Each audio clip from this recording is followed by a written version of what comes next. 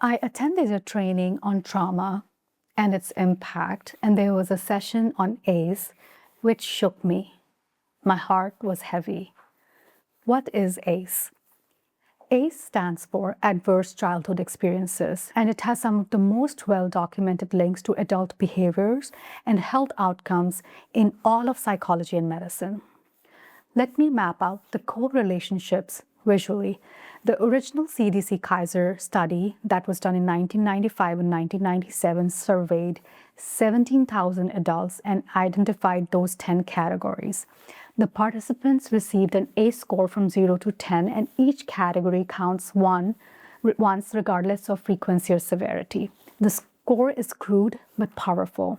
Score of 4 or higher correlates significantly with wide range of adverse outcomes, even decades later.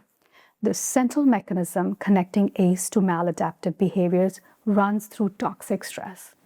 The prolonged, uncontrolled activation of the stress response systems in a developing brain of a child.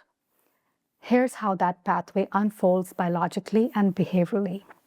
The key neuroscience underlying this pathway is the amygdala, part of our brain, the threat detection brain, becomes hyperreactive and enlarged. The prefrontal cortex, which is executive control, impulse, and regulatory, develops with reduced volume and connectivity. The hippocampus, the memory contextualization part, is exposed to chronic cortisol exposure. The hippocampus, which is part of memory contextualization, shrinks under chronic cortisol exposure.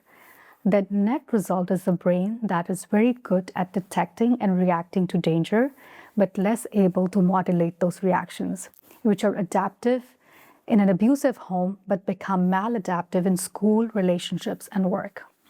Now, here's how ACE scores map to specific maladaptive behaviors and health outcomes and the dose-response relationship. This one was the most striking finding in the literature. The maladaptive behaviors commonly linked to ACE fall into several clusters.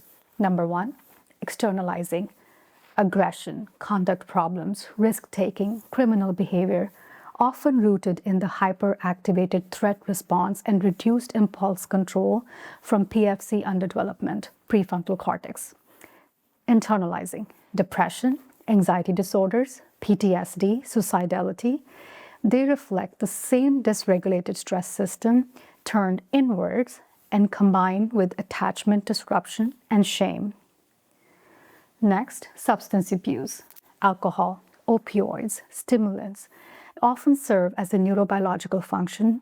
Substances like alcohol and opioids directly calm the overactive amygdala and numb the emotional pain.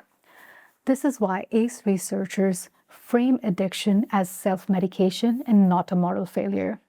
Next, relational and attachment disruptions, difficulty trusting, fear of abandonment, chaotic relationships, repeated victimization. The early attachment trauma rewires the internal working models people use to navigate relationships.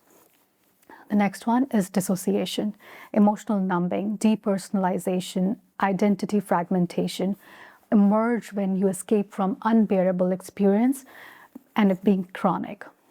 Two important caveats here. ACE score is a risk factor, not a destiny. Many people with high ACE scores show remarkable resilience.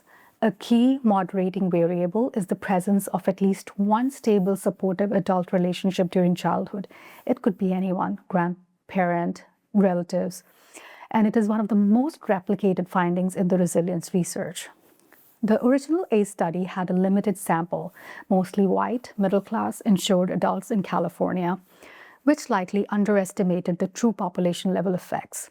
The expanded ACE frameworks now include community-level adversities like poverty, racism, and neighborhood violence.